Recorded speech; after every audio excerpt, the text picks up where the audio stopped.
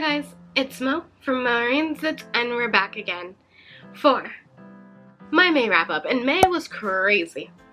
It was utterly and completely bonkers. Anyway, if anyone's wondering why I sound kind of raspy, I am getting over a cold, which is part of the reason why May was so bonkers, because I got sick at the end of it and it sucked so much. Anyway, for the month of May, I was able to read 6 books. I did not finish any of my May carryover books because I was so sick. I just read whatever I felt like reading, and if I didn't feel like reading it, it didn't get read, ultimately. Which honestly is no different from a regular month for me. Typically, I am such a mood reader. I will mood read with the best of them. But I was able to accomplish the goal of reading more books on my Kindle Unlimited. So last month I was like, I need to read more books on my Kindle Unlimited. I pay for the service. I should be reading books on it. And this month I pulled through with that TBR request.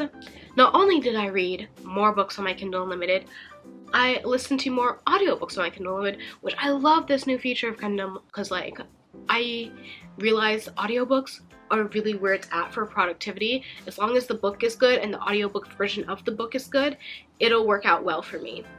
If the audiobook version of the book isn't good, it just kills the entire experience. It just kills the entire reading experience.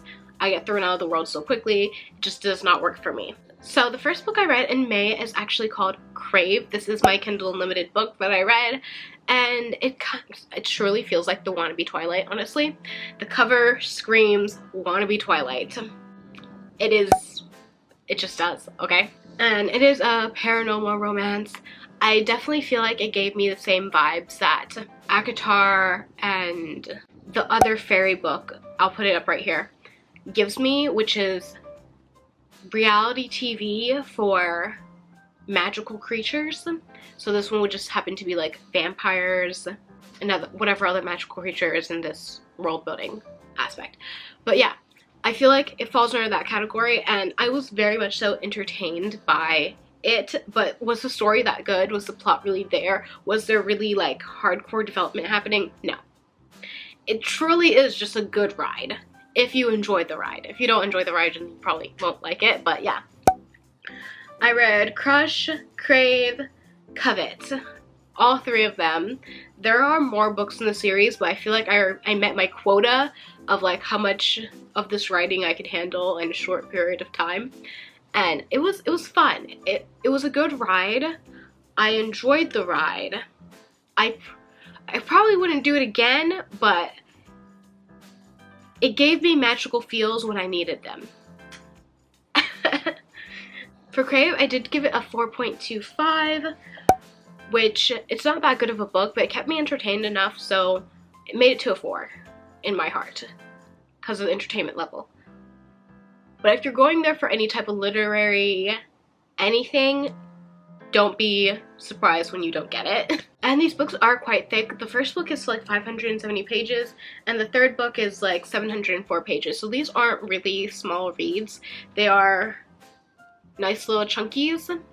So I think that's why I cut myself off after the third book.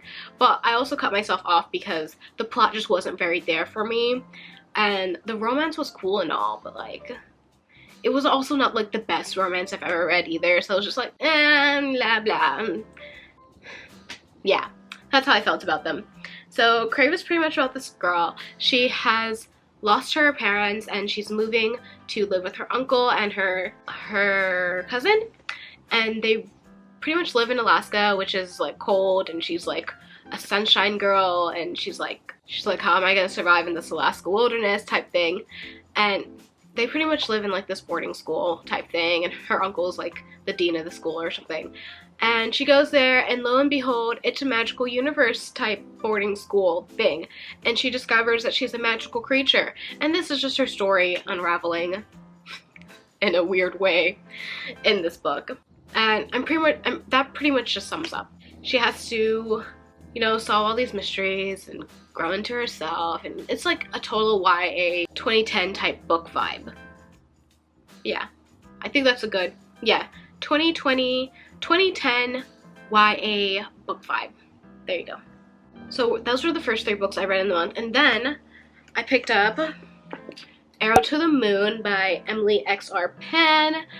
I've never read any of her work before. A lot of people love one of her first books. Was it The Astounding Color of After? Maybe that one is it. That's what's in this book, so maybe that's the other book people tell me to read from her.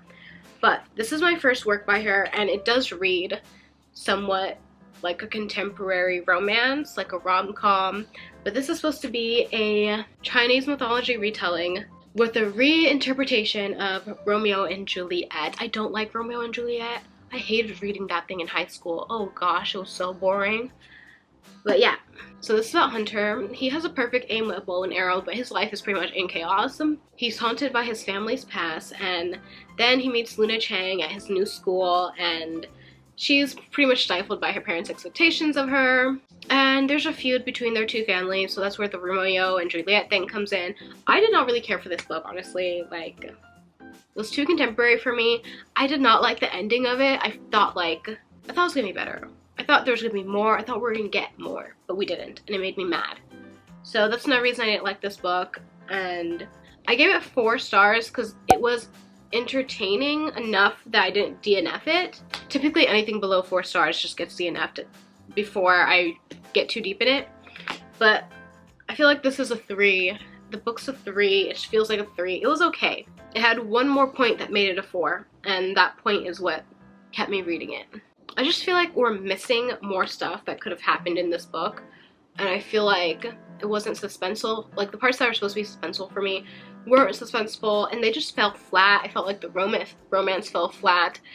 I feel like I wanted the chemistry to be built up more. I felt like it was very insta-lovish, and it just wasn't for me.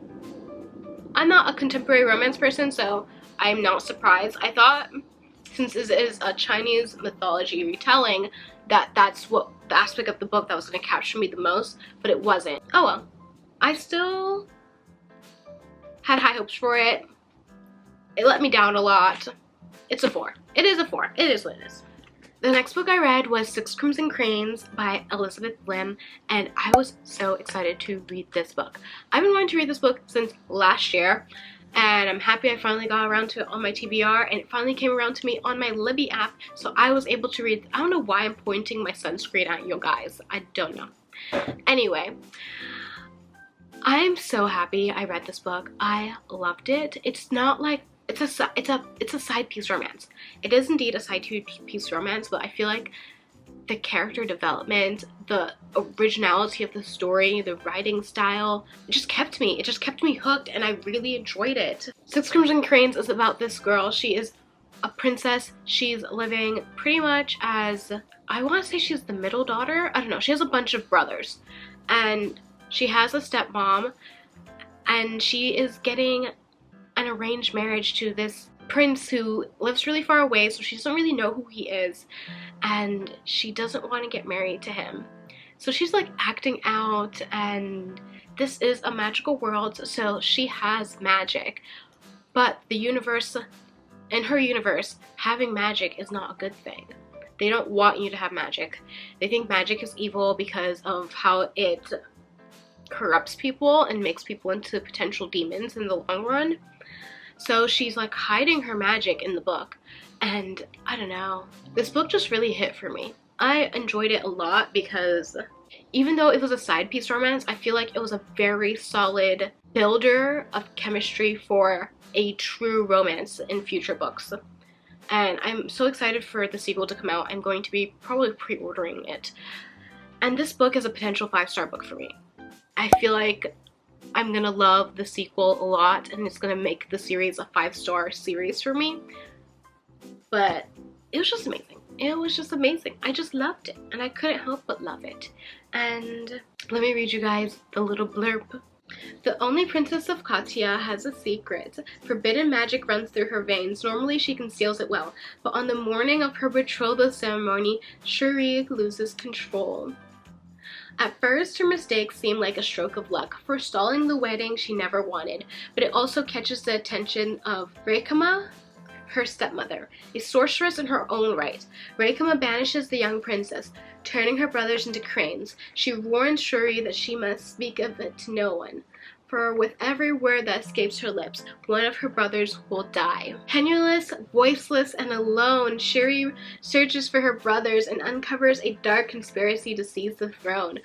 Only Shiri can set the kingdom to rights. But to do so, she must place her trust in a paper bird, a mercurial dragon, and the very boy she fought so hard not to marry. And she must embrace the magic she's been taught her life to forswear, no matter what the cost. Weaving together elements of the Wild Swans, Cinderella, the legend of Chang-Yi, and the tale of the bamboo cutter, Elizabeth Lim has crafted a fantasy like no other, and one that will stay with the readers long after they turn the last page. It's true, it stayed with me long after. The book hangover from this book was just like gnawing. Oh, I wish the sequel was out, because that would have been the perfect cure for that gnaw. But yeah, I really love this book. I like the plot twists. I wasn't able to predict really much about the book.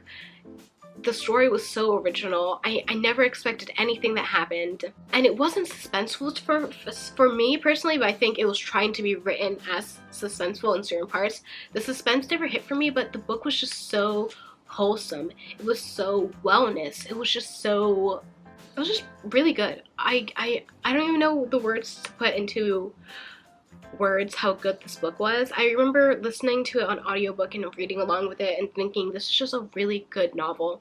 And even after finishing the book, I still did not have the words to explain how I felt about the novel, and I feel like I won't until I do a reread of it. I do plan on buying this book in hard copy since I predict it's going to be a 5-star book. I am so excited for the sequel. Why do I have to wait so long for it though? And the last book I read for the month of May is Daughter of the Moon Goddess by Celine Tan. I want to do a reread for this book because I wanted to do a book talk on this book. And rereading this book was just as delectable as reading it the first time. It's just such a good book.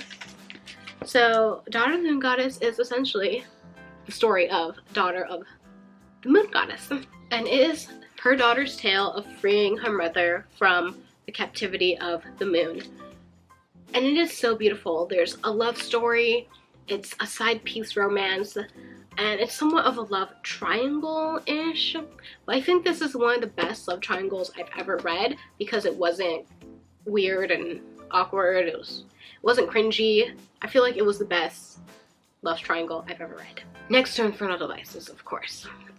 And I still am also looking forward to the sequel of this book. This book is also a 5-star book for me. I'm waiting for the sequel. I predict that that will also be a 5-star, but it's not here yet. This is also a Chinese mythology retelling of the Mid-Autumn Legend. Loved it. Loved it. Loved it. Loved it. It's so good.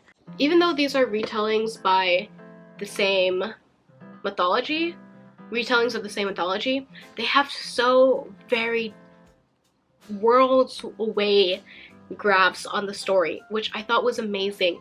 Like, I feel like this retelling has its place and this retelling has its place, but this retelling was just way more fantasy, which is more my alley, and I really enjoyed that. But I love these retellings.